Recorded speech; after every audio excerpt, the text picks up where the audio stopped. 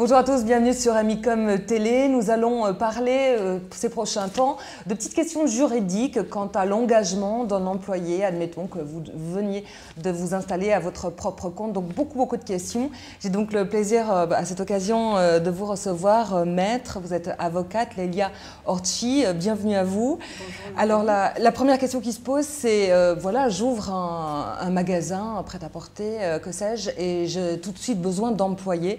Je dois faire un contrat de travail, mais j'ai aucune idée comment ça se passe déjà pour trouver une sorte de canevas d'un contrat de travail. Où est-ce qu'on peut se renseigner ?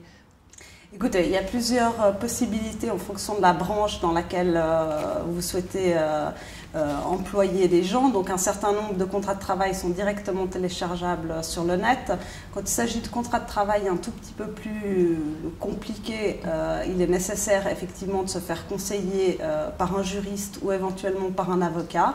Et puis pour le reste, les règles en matière de contrat de travail sont des règles relativement basiques qu'on peut facilement consulter dans le Code des obligations. Et qu'est-ce que vous entendez par exemple par un contrat plus compliqué? Qu'est-ce qui peut être? Mais écoutez, alors justement, la question se pose quand un employeur engage un salarié de savoir de quel type de contrat de travail est-ce qu'il s'agit. Est-ce qu'il s'agit d'un travail à temps partiel, d'un travail occasionnel ou d'un travail par exemple sur appel? Alors, c'est trois différentes catégories de contrats de travail que je peux évidemment vous expliquer si c'est intéressant. Le travail à temps partiel est une activité déployée régulièrement par le travailleur selon un horaire inférieur à la durée usuelle de travail dans l'entreprise.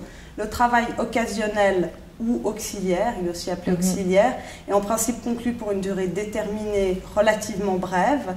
Et si des rapports de travail sont conclus à des intervalles rapprochés, il peut s'agir de contrats à durée déterminée à la chaîne. L'employeur ne peut pas utiliser ce moyen pour détourner les règles relatives aux contrats de durée indéterminée et empêcher l'octroi d'avantages liés à l'ancienneté. Il y a aussi le contrat sur appel dont on peut... Différents rythmes de travail là. Et si on parle d'un emploi à plein temps, un emploi fixe, on parle déjà de ces périodes d'essai. À combien durent ces périodes d'essai? Est-ce que c'est obligatoire? Alors effectivement, il y a différentes périodes d'essai et cela dépend justement de l'employeur et de la branche dans laquelle vous intervenez. Périodes d'essai qui sont d'1 mois, périodes d'essai qui sont de 2 mois. Pendant ces mois, l'employeur a le droit de résilier le contrat de travail sans qu'il y ait un délai de congé nécessaire qui s'appliquerait dans le cas où vos rapports auraient duré plus de 1 ou 2 mois. D'accord, il peut le faire à n'importe quel moment, dès le moment où il le dit au départ. Effectivement, à partir du moment où c'est convenu d'entente entre l'employé et l'employeur que le contrat de travail, que la personne est employée est à l'essai, alors à ce moment-là, effectivement, l'employeur a la possibilité de résilier à ce moment-là, pendant la période d'essai, le contrat en tout temps. D'accord. Et quelles sont les règles en matière de salaire? Parce que finalement, on n'a pas vraiment de SMIC en Suisse. Alors comment on sait qu'on ne se fait pas arnaquer? Qu'est-ce qu'on est en droit de demander? Alors effectivement, ça c'est une bonne question. Il y a des conventions collectives de travail qui existent en fonction des différentes branches du droit. Et ces conventions en fait fixent des minimums de salaire pour les employés. Donc c'est bien pour un employé, il serait nécessaire d'aller consulter l'organisme impliqué dans son travail. Pour savoir quel est le salaire approximatif. Pour savoir le salaire approximatif, exactement. Ceci dit, si l'employé signe un contrat pour un salaire misérable, est-ce qu'il peut se retourner par la suite en disant « non, finalement, je gagne en dessous de ce que je suis censé gagner » ou est-ce que ça a été signé et c'est fini? À partir du moment où le contrat de travail a été signé, effectivement, l'employé est tenu de s'y conformer tout comme l'employeur.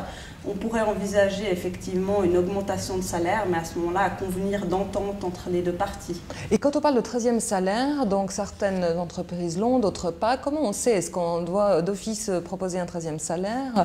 Alors, c'est pas une obligation légale de proposer un 13e salaire. Cela étant, il est vrai que dans presque toutes les branches de l'économie, c'est quelque chose qui se pratique. Maître, merci beaucoup pour nous avoir éclairés. On vous retrouvera régulièrement sur Amicom TV pour d'autres infos, d'autres questions. On en a beaucoup en matière juridique. Et on se retrouve donc prochainement pour une autre thématique. Au revoir.